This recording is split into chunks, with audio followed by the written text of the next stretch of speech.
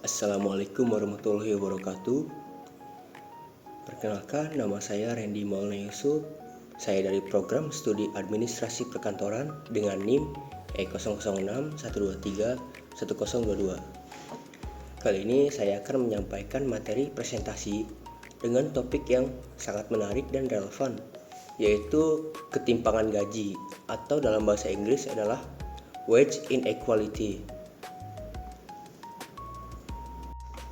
Ketimpangan gaji adalah salah satu tantangan besar dalam dunia ketenaga kerjaan saat ini. Masalah ini tidak hanya menyangkut urusan ekonomi semata, tetapi juga menyentuh dimensi keadilan sosial dan kesejahteraan pekerja. Seiring berkembangnya teknologi dan ekonomi global, kita sering mendengar tentang kesuksesan industri digital atau tingginya gaji di sektor startup. Tapi di balik itu, ada jutaan pekerja yang justru semakin tertinggal dengan penghasilan yang tidak mencukupi kebutuhan hidup. Itulah yang menjadi perhatian utama kita hari ini.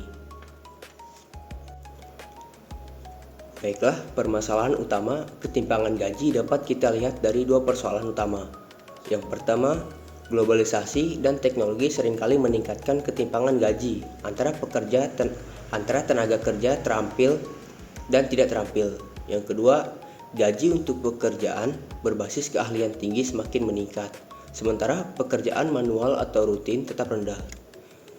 Pekerjaan berbasis teknologi seperti programmer, data scientist, atau digital marketing spesialis semakin dibutuhkan dan digaji tinggi.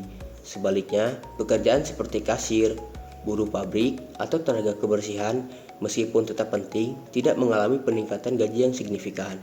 Contohnya, di Indonesia, kita bisa lihat perbandingan antara lulusan SMK yang bekerja di pabrik dengan lulusan IT yang bekerja di startup. Dalam waktu 3 tahun, penghasilan mereka bisa berbeda lebih dari 2 kali lipat, padahal sama-sama bekerja penuh waktu. Hal ini menciptakan ketidaksetaraan yang semakin nyata di masyarakat. Seseorang bisa punya rumah, kendaraan, dan tabungan, sementara yang lain masih berjuang untuk membayar kos dan makan sehari-hari. Faktor penyebab ketimpangan ini disebabkan oleh dua hal utama. Yang pertama, teknologi. Kemajuan teknologi membuat pekerjaan dengan keahlian tinggi lebih dibutuhkan dan dihargai. Perusahaan berlomba-lomba mencari talenta digital karena mereka bisa membantu bisnis tumbuh lebih cepat. Di sisi lain, pekerjaan manual mulai tergantikan oleh mesin dan otomatisasi. Misalnya, layanan swalayan otomatis menggantikan kasir. Pabrik-pabrik menggunakan robot untuk produksi. Hal ini mengurangi lapangan kerja bagi tenaga tidak terampil dan menurunkan daya tawar mereka dalam hal upah. Teknologi juga menciptakan perbedaan akses. Tidak semua orang punya kesempatan belajar coding, desain grafis, atau data analisis. Ini menyebabkan ketimpangan semakin sulit dipangkas. Yang kedua, kurangnya regulasi pemerintah. Di banyak negara berkembang, termasuk Indonesia, regulasi tentang pengupahan belum cukup kuat untuk menyeimbangkan pasar kerja. Banyak perusahaan menetapkan gaji seminimal mungkin dengan alasan efisiensi atau daya saing. Belum semua daerah punya standar upah layak yang sesuai dengan biaya hidup. Akibatnya, semua pekerja yang sudah bekerja keras tetap tidak bisa memenuhi kebutuhan dasar mereka. Selain itu, lemahnya pengawasan terhadap praktik kerja kontrak, outsourcing, dan kurangnya jaminan sosial juga memperburuk ketimpangan yang ada. Misalnya, banyak pekerja di sektor informal seperti ojek online atau pekerja lepas digital tidak mendapat perlindungan kesehatan atau pensiun. Untuk dampak dari ketimpangan gaji, dampaknya cukup serius dan bisa mempengaruhi banyak aspek. Yang pertama, ketidakpuasan pekerja.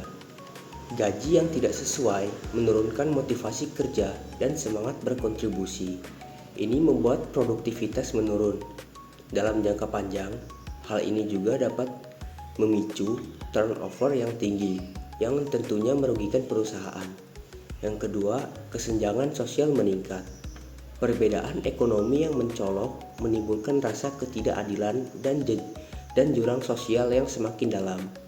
Orang merasa sistem tidak adil dan tidak memberikan kesempatan yang sama. Yang ketiga, kondisi psikologis menurun.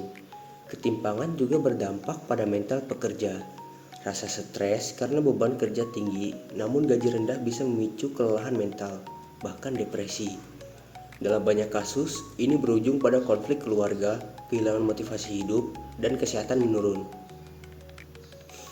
Lalu, konflik sosial. Jika ketimpangan ini terus dibiarkan, bisa terjadi ketegangan antara kelas pekerja dan kelas manajerial, atau antara kelompok berpenghasilan rendah dan tinggi. Ini bisa memicu unjuk rasa, mogok kerja, hingga ketidakstabilan ekonomi. Kita bisa melihat contoh nyata di beberapa negara seperti Prancis atau Chili, di mana protes sosial muncul karena ketidakpuasan terhadap sistem ekonomi yang dinilai tidak adil. Nah, untuk solusi yang dapat diterapkan untuk mengatasi ketimpangan gaji, dua solusi utama dapat diterapkan. Yang pertama, pelatihan pengembangan keterampilan. Pemerintah harus aktif menyediakan program pelatihan kerja yang menyasar sektor digital dan industri masa depan. Lembaga pendidikan harus memperbarui kurikulum agar sesuai dengan kebutuhan industri. Perusahaan bisa menyediakan beasiswa internal atau program pelatihan untuk karyawan tidak terampil agar bisa naik jenjang. Misalnya, program pelatihan coding gratis, pelatihan pengelolaan UMKM berbasis teknologi, atau kursus daring bersertifikat. Yang kedua, kebijakan pengupahan yang adil. Pemerintah perlu menetapkan dan menyesuaikan upah minimum setiap tahun berdasarkan survei biaya hidup dan sektor industri. Selain itu, insentif fiskal bisa diberikan pada perusahaan yang memberi upah adil dan memberdayakan tenaga kerja lokal. Transparansi sistem penggajian juga penting untuk mencegah diskriminasi atau kesenjangan antar divisi.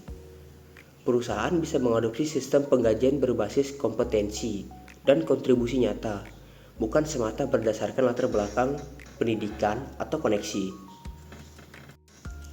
Kesimpulannya adalah ketimpangan gaji adalah masalah yang kompleks namun bisa diatasi. Diperlukan pendekatan yang terintegrasi antara kebijakan, pelatihan, dan regulasi. Masalah ini tidak bisa diselesaikan hanya dengan menaikkan upah minimum, tapi juga dengan membuka akses ke pendidikan, teknologi, dan pelatihan berkualitas. Semua pihak harus berperan. Pemerintah membuat regulasi dan pengawasan. Perusahaan menerapkan sistem penggajian yang adil dan bertanggung jawab. Pekerja meningkatkan kompetensi dan terus belajar. Tujuan akhirnya adalah menciptakan lingkungan kerja yang lebih adil, produktif, dan berkelanjutan bagi semua kalangan. Dengan begitu, ketimpangan tidak hanya bisa dikurangi, tapi juga mencegah terulangnya ketidakadilan di masa depan. Mari kita sejenak merenungkan realitas yang sedang terjadi. Di balik keberhasilan sebagian kelompok dalam meraih penghasilan tinggi dan kemapanan hidup, masih banyak pekerja yang hidup dalam tekanan ekonomi. Mereka adalah bagian penting dari roda ekonomi, namun seringkali tidak mendapat penghargaan yang layak. Kita tidak bisa menutup mata bahwa sistem ekonomi yang terlalu menekankan efisiensi dan keuntungan semata, tanpa mempertimbangkan keadilan, akan menciptakan ketidakseimbangan sosial yang berbahaya. Oleh karena itu, perubahan harus dimulai, tidak hanya dari kebijakan pemerintah dan tanggung jawab perusahaan, tetapi juga dari kesadaran kita semua sebagai generasi muda dan calon pelaku dunia kerja. Kita memiliki peran untuk menciptakan sistem yang lebih manusiawi, adil, dan inklusif. Setiap dari kita bisa menjadi bagian dari perubahan, baik sebagai individu yang terus mengembangkan diri, maupun sebagai bagian dari masyarakat yang peduli dan aktif menyuarakan keadilan. Ketimpangan gaji adalah masalah yang kompleks, namun bisa diatasi. Diperlukan pendekatan yang terintegrasi antara kebijakan, pelatihan, dan regulasi. Masalah ini tidak bisa diselesaikan hanya dengan menaikkan upah minimum, tetapi juga dengan membuka akses ke pendidikan, teknologi, dan pelatihan berkualitas. Semua pihak harus berperan. Pemerintah membuat regulasi dan pengawasan. Perusahaan menerapkan sistem penggajian yang adil dan bertanggung jawab. Pekerja meningkatkan kompetensi dan terus belajar. Tujuan akhir adalah menciptakan lingkungan kerja yang lebih adil, produktif, dan berkelanjutan bagi semua kalangan.